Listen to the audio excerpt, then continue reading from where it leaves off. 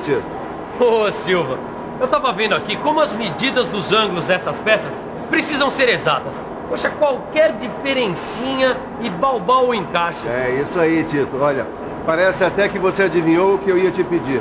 Não adivinhei não. Eu vou precisar das medidas angulares de todas essas peças. E qual o instrumento de medição que eu vou usar para isso? Bom, nesse caso, você vai ter que usar o goniômetro, que é um dos instrumentos usados para medidas angulares, tá? Você vai ver de perto mais esse instrumento.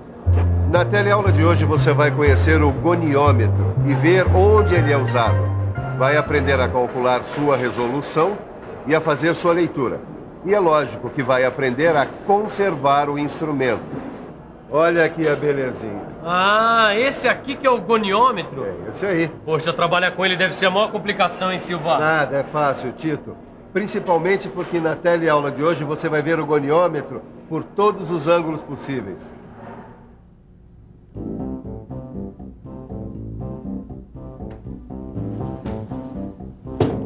Ô, Sofia, esse aqui que é o goniômetro?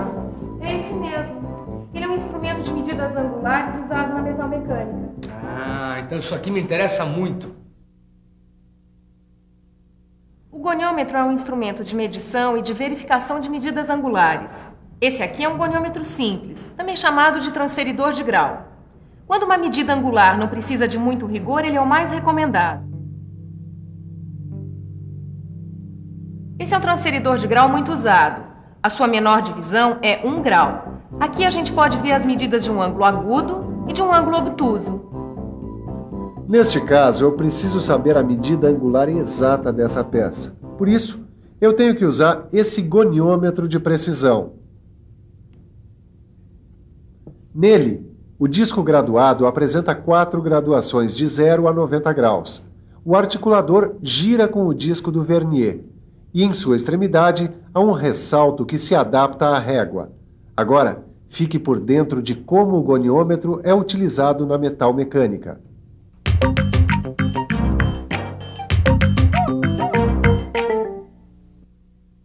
O goniômetro é usado na medição de ângulos de forma direta. Ele pode ser usado na medição de ângulos simples. Pode ser usado também na medição de peças em forma de rabo de andorinha. E aqui, ele está sendo usado para medir o ângulo da ponta de uma broca.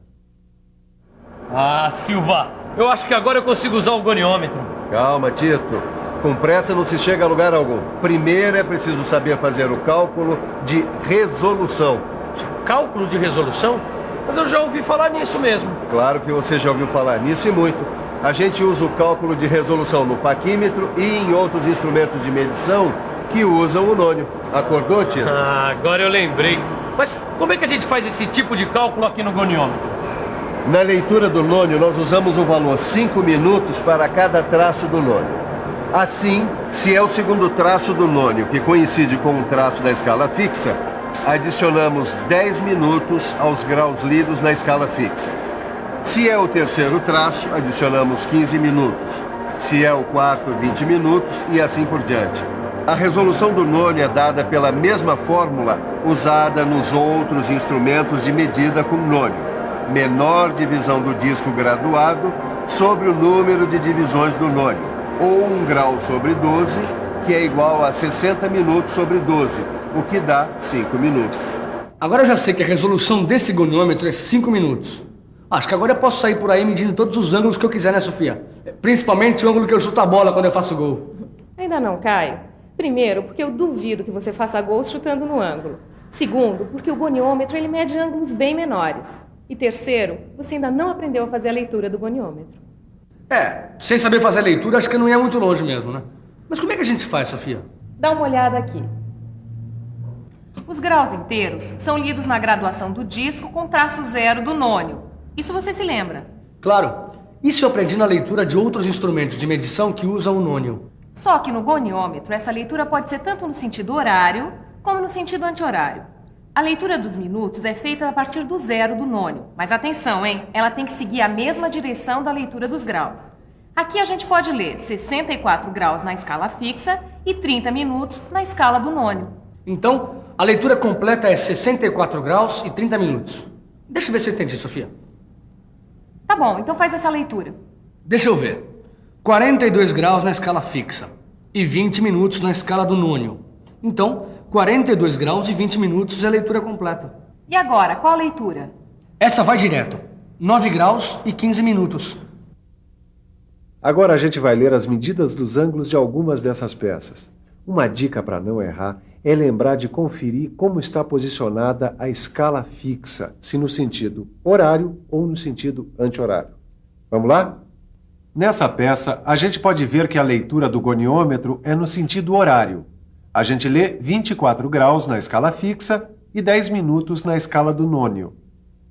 Aqui, a gente pode ver que o sentido é anti-horário.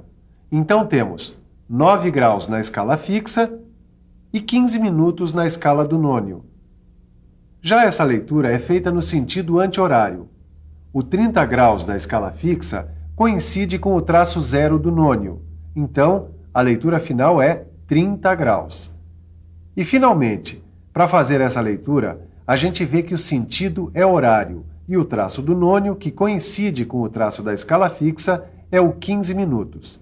Então, 50 graus e 15 minutos é a leitura final.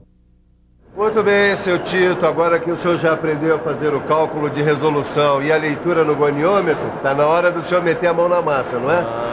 Pois muito bem. Então, pegue esses desenhos e verifique os ângulos dessas peças. Daqui a pouco eu volto para ver como é que tá. Certo? Tudo bem, Silva. Bom, depois que a gente aprendeu a fazer a leitura, que tal só para garantir? Vamos pensar um pouco? Vamos pensar um pouco. Deixa eu ver. Aqui eu tenho que fazer a leitura no sentido horário. Na escala fixa, eu posso ler 11 graus. O traço do nônio, que coincide com um traço da escala fixa, é o sexto depois do zero. Cada traço vale 5 minutos, então eu leio 30 minutos. Pronto. 11 graus e 30 minutos é a leitura final. Peguei o jeito. Já dá para medir o resto. Nessa peça, fazendo a leitura no sentido horário, eu tenho 5 graus na escala fixa e 35 minutos no nônio, o que dá 5 graus e 35 minutos de leitura final. Já nessa peça, a leitura é feita no sentido anti-horário. Eu posso ler 14 graus na escala fixa e 15 minutos no nônio. Então, 14 graus e 15 minutos é a leitura final. Bom, deixa eu ver agora. Sentido anti-horário. Eu leio 29 graus na escala fixa e 20 minutos no nônio, o que dá 29 graus e 20 minutos de leitura final. Bom, agora só falta essa peça aqui. Bom, dá para fazer de primeira. A leitura é 14 graus e 5 minutos. Então, Tito, tudo pronto aí? Prontinho, Silva. Eu já conferi tudo com os desenhos, ó. E também nota aqui. Muito bem. Então agora só mais uma coisa. Pode guardar o goniômetro, porque nós não vamos mais precisar dele hoje. Agora só com muito cuidado, Porque se a gente não tomar conta do nosso material, quem é que vai tomar, não é mesmo, Silva? Se preocupa não, que eu vou tomar todo o cuidado com ele.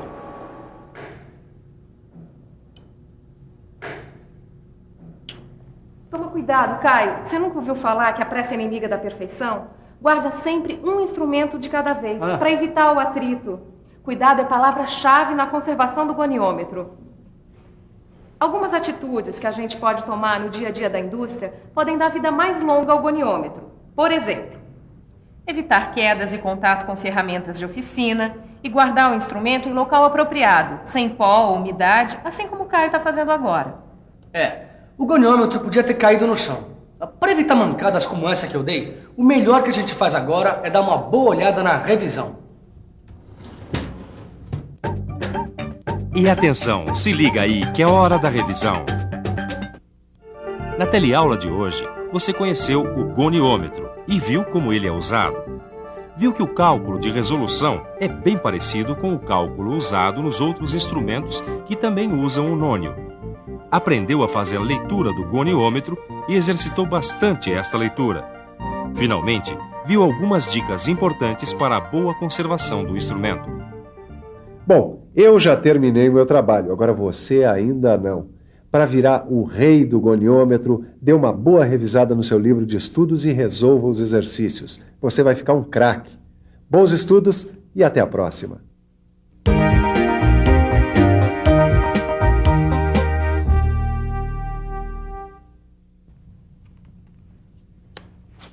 E então, o que você achou da aula de hoje?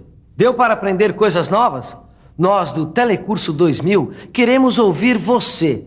Queremos saber como você está acompanhando as aulas da sua casa, da sua empresa, da paróquia, do sindicato, da associação dos moradores ou de onde quer que você esteja nos vendo.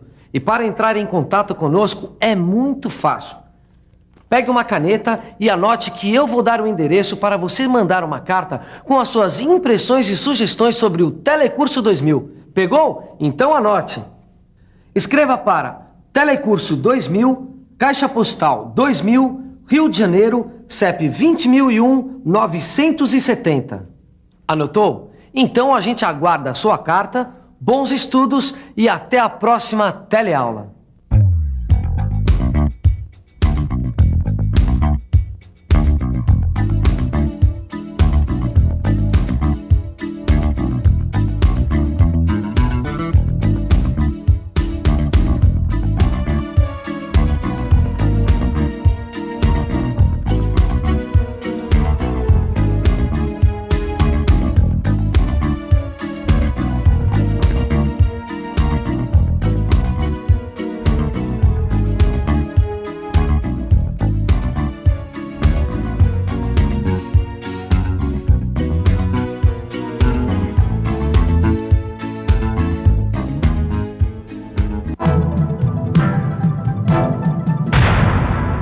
Telecurso 2000, um programa de educação do Sistema Fiesp e da Fundação Roberto Marinho.